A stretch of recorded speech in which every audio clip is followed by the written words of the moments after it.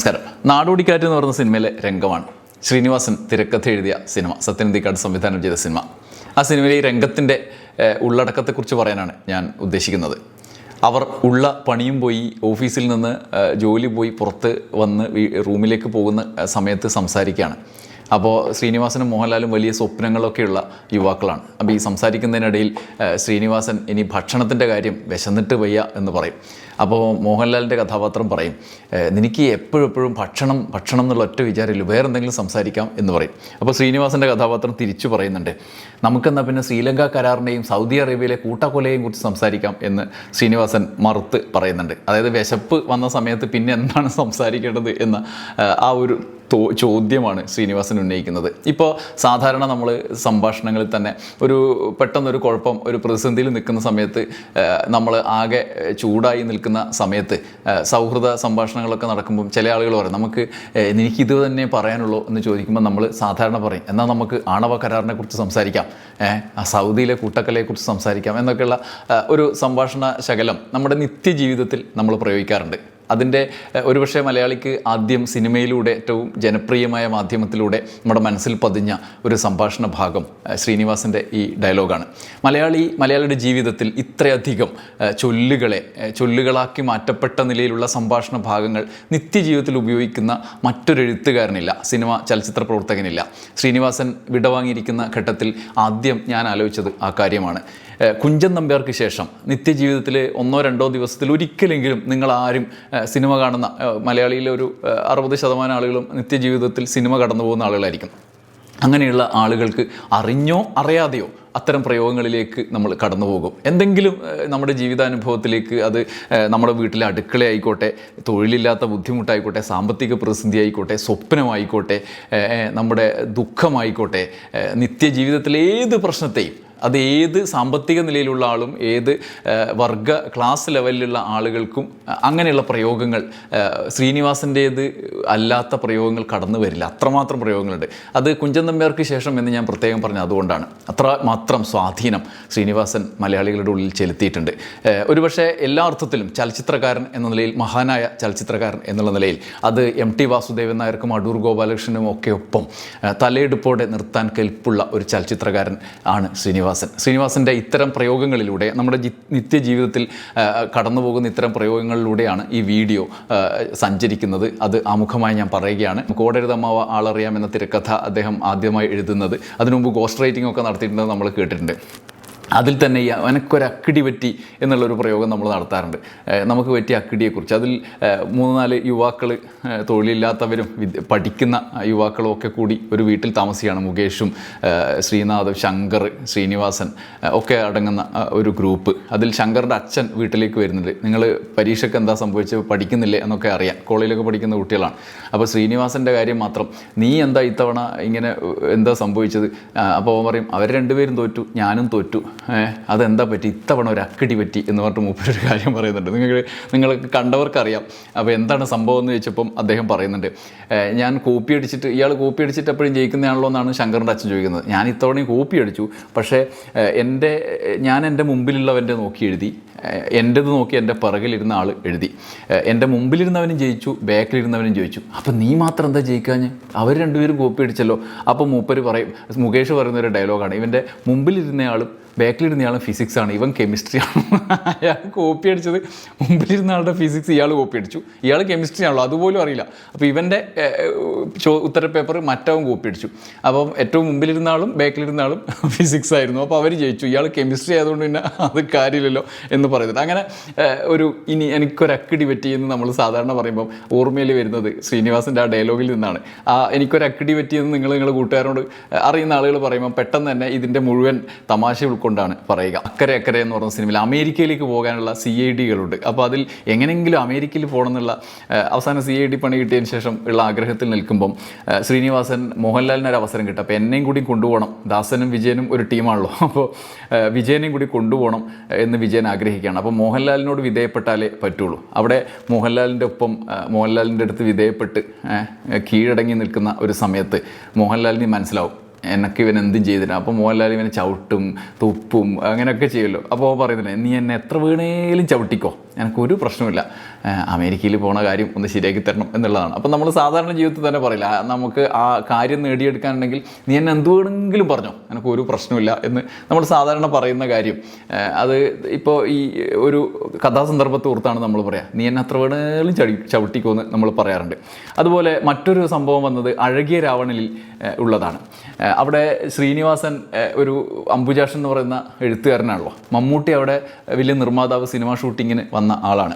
അപ്പോൾ മമ്മൂട്ടി ഈ നാട്ടുകാരൊക്കെ കൂടിക്കുമ്പോൾ ഒരാൾക്ക് ഒരു 100 രൂപ കൊടുത്തതെന്ന് കാര്യസ്ഥൻ അല്ലെങ്കിൽ മാനേജറായ കൊച്ചിൻ ഗനഫിയോട് പറഞ്ഞു. ഇത് നാട്ടിലൊക്കെ പാട്ടായി. അങ്ങനെ അംബുജാക്ഷൻ അവിടെ വരികയാണ്. അംബുജാക്ഷൻ നമ്മുടെ കൊച്ചിൻ ഗനഫിയോട് ചോദിക്കുന്നുണ്ട്, ഇവിടെ 100 രൂപ കൊടുക്കുന്നുണ്ടെന്ന് കേട്ടു എന്ന് പറയുന്നൊരു ഡയലോഗുണ്ട്. സാധാരണ നമ്മൾ എവിടെയെങ്കിലും കല്യാണത്തിനൊക്കെ പോകുമ്പോൾ ഇവിടെ സദ്യ കൊടുക്കുന്നുണ്ടെന്ന് കേട്ടു, അല്ലെങ്കിൽ വേറെ എന്തെങ്കിലും സുഹൃത്തുക്കളുടെ ബർത്ത്ഡേക്കൊക്കെ ഇവിടെ കേക്ക് കൊടുക്കുന്നുണ്ടെന്ന് കേട്ടു, ക്ഷണിക്കാതെ പോയി കഴിഞ്ഞാൽ നമ്മൾ പറയുന്നൊരു ഡയലോഗാണ്, ഇവിടെ 100 രൂപ കൊടുക്കുന്നുണ്ടെന്ന് കേട്ടു എന്നുള്ള ആ പ്രയോഗം നമ്മൾ പറയും. തൊഴിലില്ലാത്ത 2 യുവാക്കൾ 2 പശുക്കളെ വാങ്ങിച്ച് നാടോടിക്കാറ്റിൽ മുന്നോട്ട് പോകുമ്പം അവിടെ നിന്ന് ചോദിക്കുന്ന, റോഡ് സൈഡിൽ നിന്ന് ചോദിക്കുന്നുണ്ട്, 4 ആളും കൂടി എങ്ങോട്ടാണ്?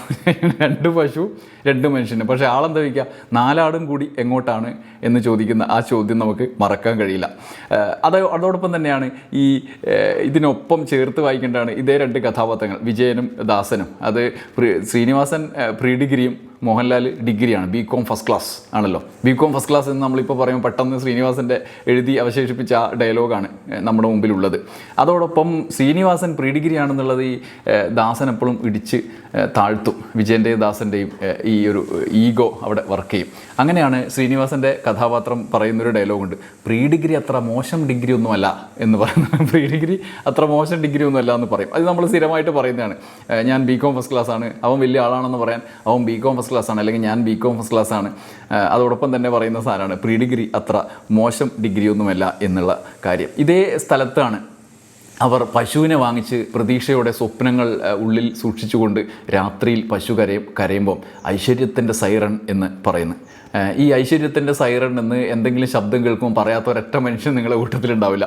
നമ്മൾ ചെവി അടക്കുന്ന ചിലപ്പോൾ റോഡിലൂടെ പോകുമ്പോൾ അനൗൺസ്മെൻറ്റ്, അല്ലെങ്കിൽ അമ്പലത്തിലെ പാട്ട്, അല്ലെങ്കിൽ വേറെ എന്തെങ്കിലും മുദ്രാവാക്യങ്ങളോ മൈക്ക് ശബ്ദമൊക്കെ വരുമ്പോൾ നമ്മൾ പറയും ഐശ്വര്യത്തിൻ്റെ സൈറൺ എന്നൊക്കെ ആക്കി പറയുന്നതുണ്ട്. അതോടൊപ്പം തിരിച്ച് പശുക്കളുടെയൊക്കെ കരച്ചിൽ വരും. അത് പശു കരയുമ്പോൾ ഓട്ടോമാറ്റിക്കലി നമ്മൾ പറയും ഐശ്വര്യത്തിൻ്റെ സൈറണാണെന്ന് പറയുന്ന രീതിയുണ്ട്. ഇതിനൊക്കെ മുകളിൽ നിൽക്കുന്ന ഒരു ഡയലോഗാണ് എത്ര മനോഹരമായ നടക്കാത്ത സ്വപ്നം എന്ന ശ്രീനിവാസൻ്റെ ആ ഡയലോഗ്. അത് നാടോടിക്കാറ്റിൽ ഇവർ തമ്മിലുള്ള സംഭാഷണത്തിനിടയിൽ വരുന്നതാണ്.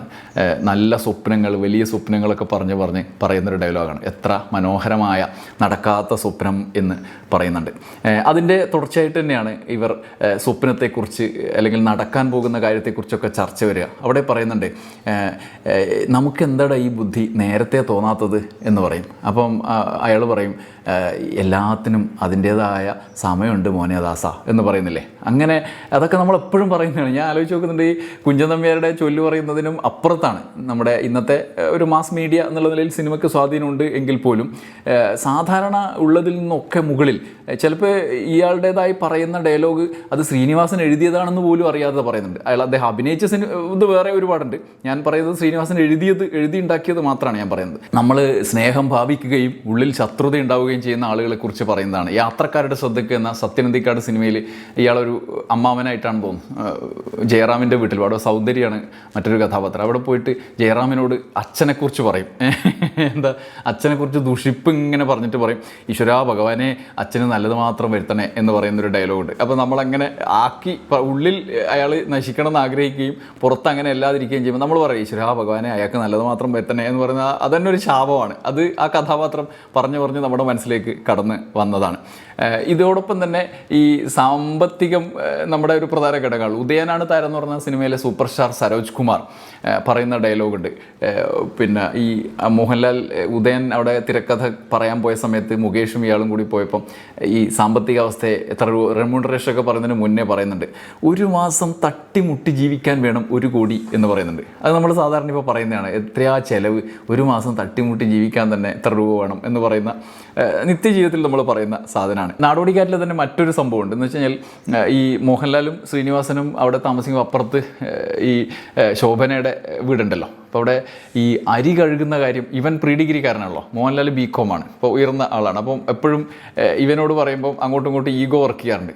അപ്പോൾ ഈ ശ്രീനിവാസൻ മോഹൻലാൽ ഇങ്ങനെ സുന്ദര കുട്ടപ്പനായി നടക്കുക എന്നുള്ള പണിയൊന്നും എടുക്കില്ല അടുക്കളയിൽ. അപ്പോൾ ശ്രീനിവാസൻ പറയുന്ന ഒരു സാധനമുണ്ട്, കഴുകട അരി എന്ന് പറയുന്നുണ്ട്, ആളുകൾ കേൾക്കാൻ വേണ്ടിയിട്ട് കഴുകട അരി എന്ന് പറയുന്നത്. അപ്പോൾ അത് കൃത്യമായിട്ട് ഈ ഹോസ്റ്റലിലൊക്കെ താമസിച്ച ആളുകൾക്കറിയാം. കഴുകട അരി എന്ന് പറഞ്ഞിട്ടുള്ള മറ്റുള്ളവർ കേൾക്കാൻ വേണ്ടി പറയുന്ന ഡയലോഗാണ്. വടക്ക് നോക്കി യന്ത്രത്തിലെ തമാശ പറച്ചിൽ. അത് പറയുമ്പോൾ തന്നെ നമുക്ക് ചിരി വരും. ശോഭയെ ചിരിപ്പിച്ച് പാട്ടിലാക്കാൻ വേണ്ടി ഭർത്താവ് ഞാൻ കൊള്ളാവുന്ന ആളാണെന്ന് വരുത്തി തീർക്കാൻ വേണ്ടി പറയുന്ന തമാശകളുണ്ട്. പെട്ടെന്ന് എനിക്ക് ശോഭയെ കിട്ടിയൊരു തമാശ ഉണ്ടെന്ന് പറഞ്ഞിട്ട് മുമ്പ് ഓടി വന്നിട്ട് വാഴക്കൂട്ടത്തിലേക്ക് വിളിച്ചുകൊണ്ട് പോയിട്ട് പറയുമല്ലോ, ഹോട്ടലാണെന്ന് കരുതി ബാർബർ ഷോപ്പിൽ കയറിയ ഒരാളുടെ കഥ. നമ്മൾ പണ്ട് ഈ മനോരമയിലൊക്കെ വരുന്ന നുറുങ്ങുകളുണ്ട്, തമാശ നമ്മൾ കത്തയച്ചു കൊടുത്തിട്ട് അവർ പ്രസിദ്ധീകരിക്കും, ചോദ്യം ഉത്തരം എന്നുള്ളത്. അതിന് സമ്മാനമൊക്കെ കിട്ടും. അത് മുഴുവൻ ക്ലീഷകളായിരിക്കും. അപ്പോൾ അതിനെ പരിഹസിക്കുന്നതാണ്.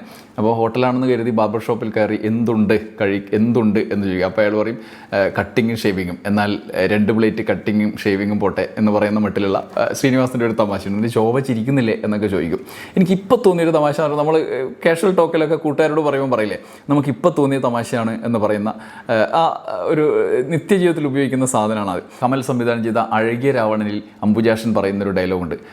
ഒരു കഥ പറയല്ലോ, ആ കഥ പറച്ചിലെ തുടർച്ചയായിട്ട് പ്രണയവും നൈരാശ്യവും ആ കാമുകിയുടെ വേറെ കല്യാണം അംബുജാക്ഷൻ പറഞ്ഞു കൊടുക്കുന്ന കഥയാണ് സിനിമയാക്കാൻ വേണ്ടി. അതിൽ പറയില്ലേ, അതിൻ്റെ ക്ലൈമാക്സ് എങ്ങനെയാണെന്ന് വെച്ചാൽ അവിടെ പാലുകാച്ചൽ, ഇവിടെ കല്യാണം, അവിടെ പാലുകാച്ചൽ, അത് നമ്മൾ മാറി മാറി കാണിക്കണം എന്ന് പറയും. ഇത് സാധാരണ നമ്മൾ പറയാണ്, കാഷ്വൽ ടോക്കിൽ പറയും, എന്തെങ്കിലും സംഘർഷമുള്ള കാര്യം പെട്ടെന്ന് കമ്മ്യൂണിക്കേറ്റ് ചെയ്യാൻ ആ യഥാർത്ഥ സംഭവം പറഞ്ഞിട്ട് അവിടെ പാലുകാച്ചൽ, ഇവിടെ കല്യാണം, ഒറ്റ ഡയലോഗിൽ ഈ സാധനം മുഴുവൻ കമ്മ്യൂണിക്കേറ്റ് ചെയ്യും. അത്രമാത്രം നമ്മൾ മനസ്സിൽ പതിഞ്ഞ സംഗതിയാണ് ഈ അഴകിയ രാവണനിലെ രംഗം.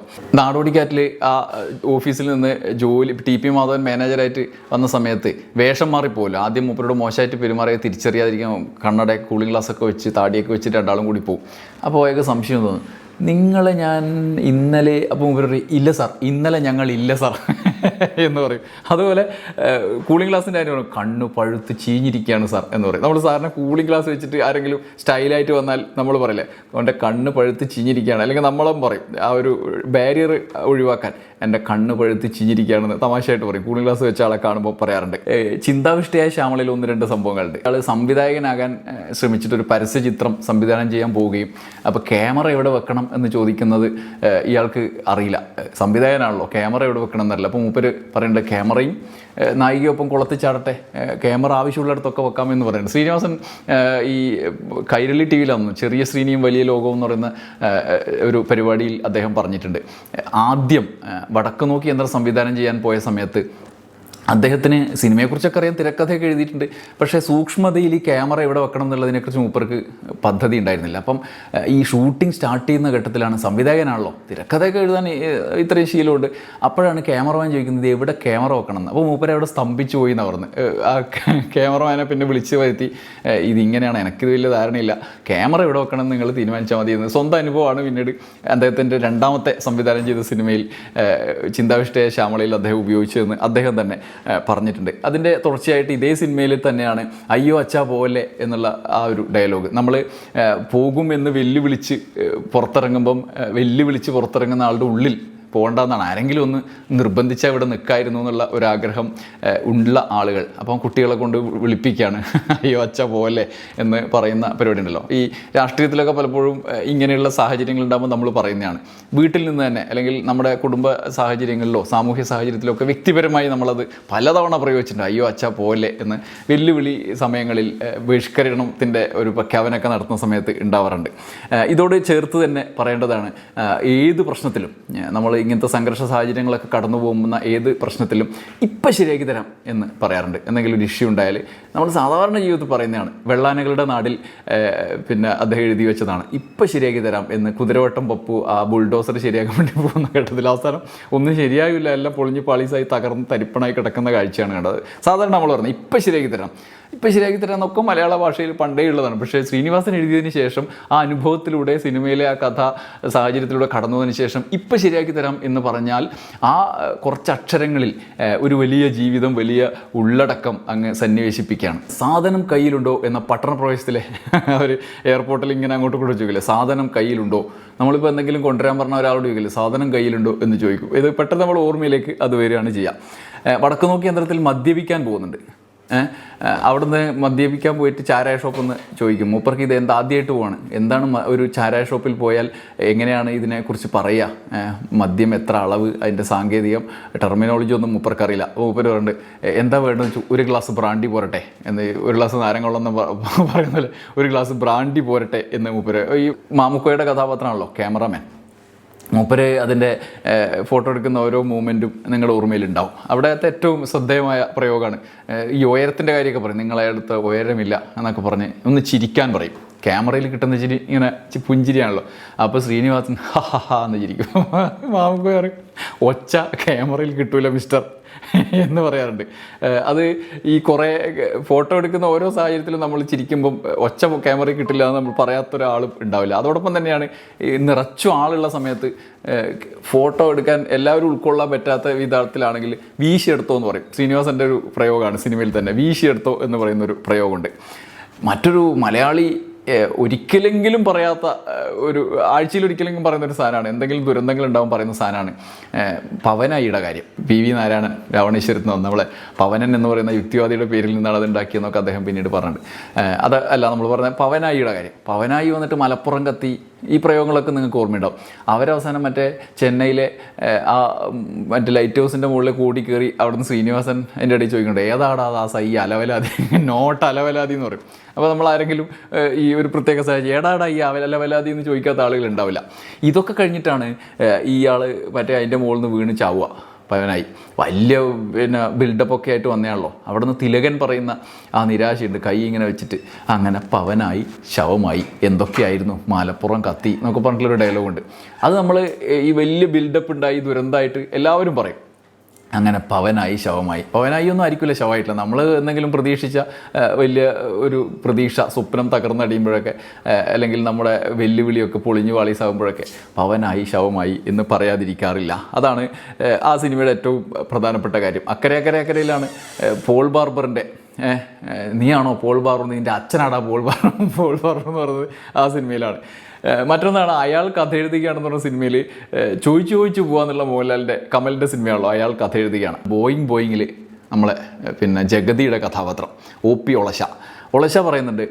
ഒളശയുടെ ശ്രദ്ധേയമായ ഒരുപാട് സാധനമുണ്ട്. ഇതാ ഒരു കഥ, നീണ്ട കഥ, കുട്ടികൾ വായിച്ചാൽ കരയുന്നൊക്കെ പറഞ്ഞിട്ടുള്ള സാധനം, അത് നമ്മൾ പലപ്പോഴും പറയുന്നതാണ്. അതിൽ ഏറ്റവും ശ്രദ്ധേയമായ ഒരു കവിത പോലത്തെ ഒരു സാധനമുണ്ട് ജഗതി പറയുന്നത്.